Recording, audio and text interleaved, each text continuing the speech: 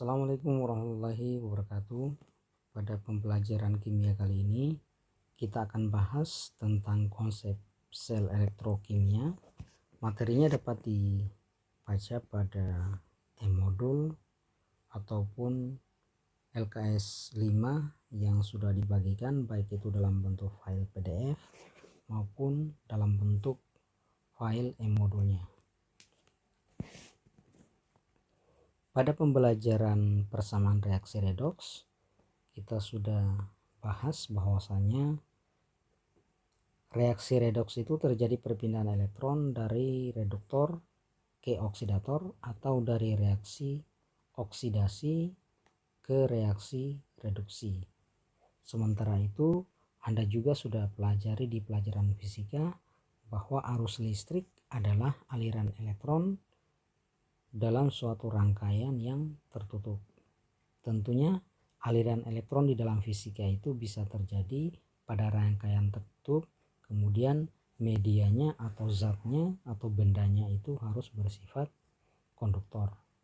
Dari dua konsep ini, baik pada fisika maupun kimia, dapat kita lihat bahwa kedua konsep berhubungan tentang perpindahan atau aliran elektron. Olehnya itu, sifat-sifat kedua-duanya dapat dikaitkan dengan adanya aliran elektron sehingga nanti bisa menghasilkan arus listrik. Di dalam ilmu kimia yang mempelajari secara khusus gejala-gejala arus listrik dan energi yang dihasilkan dalam gejala tersebut, kita kenal sebagai ilmu elektrokimia. Tentu dari kata elektro yang artinya listrik dan kimia merujuk kepada kata ilmu kimia. Dalam pembelajaran kimia tentang sel elektrokimia dibagi menjadi dua bagian. Yang pertama kita sebut sebagai sel volta, dan yang kedua kita sebut sebagai sel elektrolisis. Sel volta disebut juga sel galvani karena volta itu adalah nama orang, galvani juga nama orang, merujuk kepada dua penemu yang menemukan sel ini hampir secara bersamaan. Di dalam bahasan tentang sel volta atau sel galvani, energi listrik dirubah menjadi energi kimia dirubah menjadi energi listrik, ya, karena reaksi kimianya berlangsung secara spontan. Di reaksi redoks spontan dapat digunakan sebagai sumber arus listrik. Kebalikan dari sel volta atau sel galvani adalah sel elektrolisis.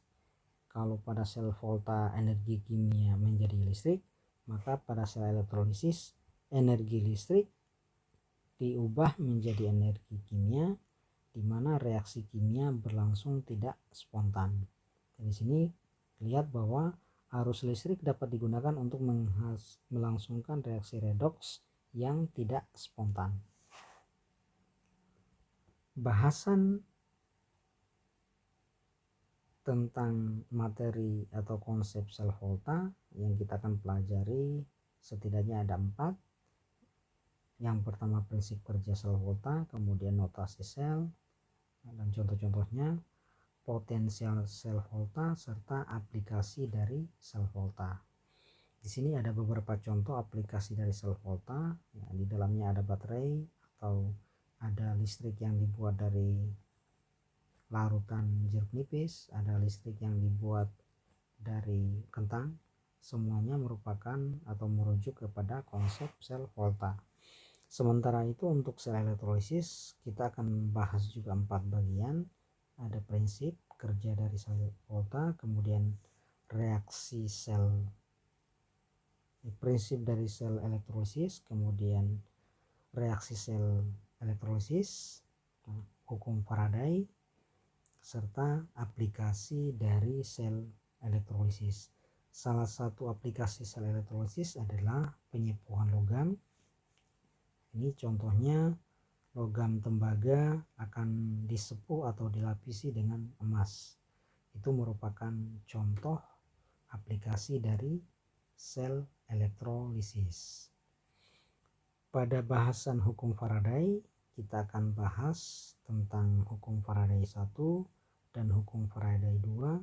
Semua berkaitan dengan jumlah massa yang dihasilkan pada saat kita lakukan proses penyepuhan atau proses pelapisan logam yang satu dengan logam yang lain. Sementara itu, ini ada gambar aki dan gambar baterai yang sering digunakan pada smartphone-nya kita atau ponselnya kita. Jika baterai atau aki yang kita gunakan, maka yang terjadi adalah reaksi kimia diubah menjadi reaksi energi listrik. Itu menunjukkan konsep dari sel volta. Nah, ketika baterainya dayanya habis terpakai ketika kita gunakan, maka kita akan lakukan yang namanya proses pengecasan atau pengisian daya kembali. Proses pengisian daya kembali ini merujuk kepada konsep sel elektrolisis. Jadi baterai atau aki yang kita gunakan, ketika dayanya digunakan, maka konsep yang berlaku adalah konsep sel volta. Sementara ketika kita mengisi kembali dayanya, maka yang berlaku adalah konsep sel elektrolisis.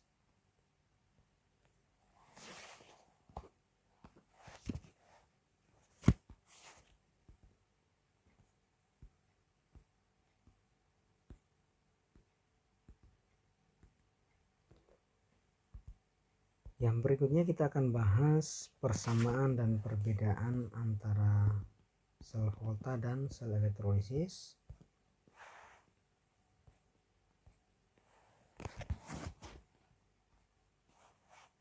Persamaan dari kedua sel ini bahwa kedua sel ini memiliki kutub-kutub listrik, baik itu pada sel volta maupun sel elektrolisis. Kutub-kutub listrik ini kemudian disebut sebagai dengan istilah elektroda. Elektroda dibagi dua, yaitu elektroda anoda, tempat berlangsungnya reaksi oksidasi karena di dalamnya terjadi pelepasan elektron. Kemudian ada katoda. Di sini terjadi reaksi reduksi atau terjadi peristiwa penangkapan elektron. Jadi di sini kelihatan bahwasanya anoda itu terjadi reaksi oksidasi, sementara katoda terjadi reaksi reduksi.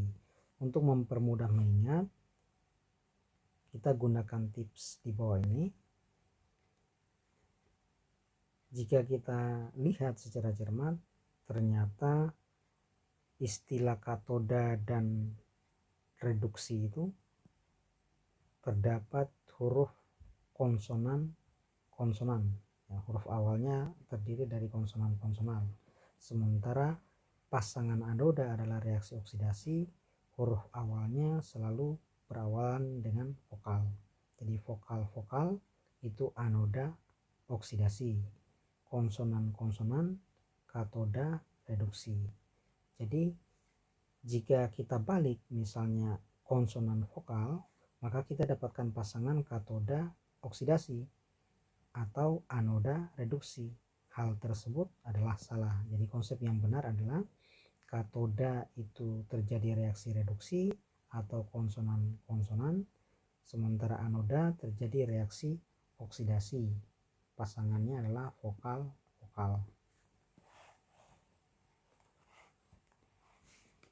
Berikut perbedaan antara sel volta dan sel elektrolisis. Setidaknya ada 4 perbedaan yang bisa kita tinjau. Yang pertama, dari segi energi yang diubah. Pada sel volta energi kimia diubah menjadi energi listrik. Sementara itu sel elektrolisis adalah kebalikannya. di mana energi listrik dirubah menjadi energi kimia. Tinjauan yang kedua dapat kita lihat pada elektroda yang ada pada sel volta dan sel elektrolisis. Walaupun kedua-duanya memiliki elektroda katoda dan anoda, tapi ternyata kutub-kutub yang dihasilkan berbeda.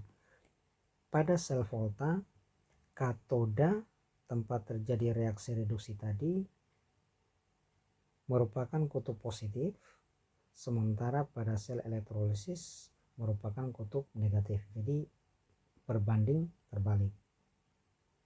Sementara itu, anoda sebagai tempat berlangsungnya reaksi oksidasi pada sel volta merupakan kutub negatif, sementara pada sel elektrolisis adalah kebalikannya, yaitu kutub positif. Tinjauan yang ketiga bisa kita lihat dari segi reaksi redoks. Pada sel volta, reaksi redoksnya adalah spontan. Dalam hal ini energi Gibbs yang dihasilkan lebih besar dari nol, sementara pada sel elektrolisis merupakan reaksi redoks yang tidak spontan, sehingga energi Gibbsnya itu kurang dari nol. Tinjauan yang keempat bisa dilihat dari harga potensial sel. Pada sel volta potensial selnya itu adalah positif karena harganya selalu lebih besar dari nol, sementara pada sel elektrolisis potensial selnya adalah negatif karena memiliki nilai potensial sel lebih kecil dari nol. Untuk memudahkan kita mengingat perbedaan kutub-kutub elektroda yang ada pada sel volta dan sel elektrolisis, maka berikut ini adalah sebuah tips yang bisa kita gunakan.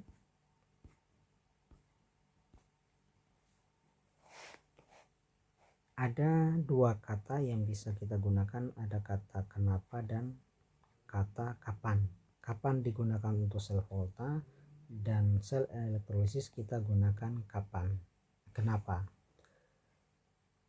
Untuk lebih mudah mengingat ya, supaya tidak kita tukar-tukar, kita tidak ganti-gantian antara sel volta dan sel elektrolisis, maka analoginya kita ambil sebuah kalimat sebagai berikut. Kapan volta lahir? Kalimat yang kedua, kenapa volta lahir? Dua pertanyaan ini akan kita analogikan pada sel volta dan sel elektrolisis. Mana yang paling tepat? Volta itu merujuk kepada nama orang, sementara sel elektrolisis itu merujuk kepada kata sifat. Nah, karena volta itu nama orang, maka di antara dua pertanyaan ini tentu yang paling tepat adalah kapan volta lahir. Tidak mungkin kita akan bertanya kepada orang kenapa volta lahir. Olehnya itu, yang cocok untuk kata kapan itu pada sel volta. Dengan demikian, kata kenapa lebih cocok kepada sel elektrolisis. Nah, dari sini terlihat bahwa untuk lebih memudahkan kita mengingat kutub-kutub yang ada pada sel volta, cukup kita mengingat kata kapan. Kapan itu terdiri dari katoda, P-nya itu adalah positif, A ini adalah anoda, N-nya adalah negatif. Artinya pada sel volta katodanya itu kutub positif, anodanya itu kutub negatif. Nah, kemudian untuk kata kenapa ini merujuk kepada sel elektrolisis. K ini adalah katoda, N ini perwakilan untuk negatif, kemudian A ini adalah anoda, P adalah positif. Jadi di sini bisa lebih mudah kita ingat kenapa katoda negatif, anoda positif. Demikian tips yang bisa kita gunakan untuk mengingat beberapa istilah yang ada pada sel elektrolisis dan sel Volta, terutama pada elektroda-elektroda yang dihasilkan. Selanjutnya ada beberapa istilah yang perlu Anda pelajari lebih jauh, karena di dalam ilmu elektrokimia ini ada beberapa istilah-istilah baru yang mungkin baru pertama kali Anda kenal atau Anda pelajari. Yang pertama, sel atau elemen elektrokimia, yaitu sistem berupa bahan kimia yang berhubungan dengan tempat berlangsungnya proses elektrokimia. Tentunya kita bagi dua tadi, ada sel Volta dan sel elektrolisis. Istilah yang berikutnya adalah potensial sel atau kita lambangkan E sel, merupakan beda potensial listrik yang dihasilkan akibat perbedaan rapatan muatan antara katoda dan anoda atau perbedaan kecenderungan teroksidasi dalam sel elektrokimia. Di fisika kita kenal sebagai istilah GGL atau gaya gerak listrik. Istilah yang ketiga, potensial sel standar. Potensial sel standar itu adalah potensial sel yang diukur pada keadaan standar. Standar untuk elektrokimia adalah suhu 25 derajat Celcius, tekanan gas 1 atm, dan konsentrasi ion-ion di dalam larutan adalah 1 molar. Jadi kalau keadaannya diukur selain pada 3 keadaan ini, maka dia bukan merupakan potensial sel standar, tetapi potensial sel biasa. Berikutnya istilah potensial elektroda. Potensial elektroda dilambangkan sebagai E, yaitu potensial sel yang dihasilkan oleh suatu elektroda. Kemudian ada istilah potensial elektroda standar. Berarti potensial elektroda yang diukur pada keadaan standar, yaitu suhu 25 derajat Celcius, tekanan gas 1 atm, dan konsentrasi ion-ion di dalam larutan adalah 1 molar. Biasanya potensial suatu elektroda dalam keadaan standar diukur menggunakan elektroda pembanding dari elektroda gas hidrogen. Potensial elektroda standar nantinya kita kenal ada dua, yaitu potensial reduksi atau kita singkat menjadi ERED, merupakan potensial elektroda yang dikaitkan dengan reaksi reduksi. Sementara untuk reaksi oksidasi kita sebut sebagai potensial oksidasi atau EOX. Nah, sebenarnya nilai dari potensial reduksi suatu elektroda itu sama dengan potensial oksidasinya. Artinya ERED itu sama dengan EOX. E reduksi sama dengan E oksidasi, nilainya sama, yang berbeda itu adalah tandanya, ya, tanda negatif atau tanda positif. Kalau oksidasinya positif, maka reduksinya adalah negatif. Sebaliknya, jika potensial reduksinya positif, maka potensial oksidasinya bernilai sama tetapi bertanda positif. Kemudian ada istilah deret volta. Deret volta adalah susunan dari logam-logam berdasarkan potensial elektroda standarnya.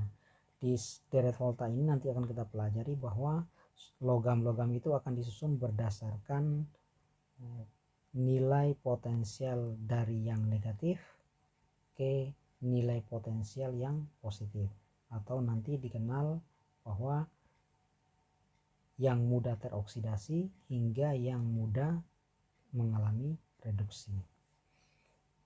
Sel komersial itu adalah sel volta yang kedua elektrodnya sama tetapi konsentrasinya berbeda. Potensial reaksi redoks yaitu potensial yang dihasilkan oleh suatu reaksi redoks dengan cara kita menjumlahkan setengah reaksi reduksi dan setengah reaksi oksidasinya. Selanjutnya ada QC atau quiescent reaction. Ini kita sudah pernah bahas pada materi atau Anda sudah pernah pelajari pada materi kesetimbangan kimia, yaitu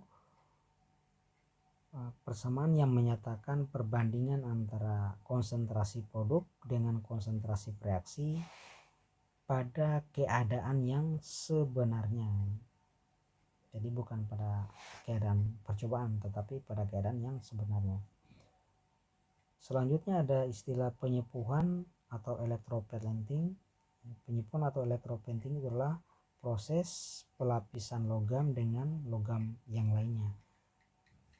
Dan yang terakhir istilah korosi atau perkaratan. Ini sudah sangat kita kenal, merupakan reaksi redoks antara logam dengan berbagai zat di lingkungannya yang menyebabkan logam tersebut mengalami oksidasi.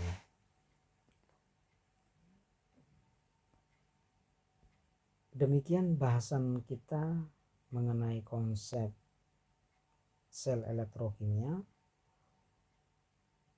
Selanjutnya kita akan bahas lebih detail tentang sel volta dan sel elektrokimia ini pada bahasan atau pada pertemuan berikutnya. Saya akhiri. Assalamualaikum warahmatullahi wabarakatuh.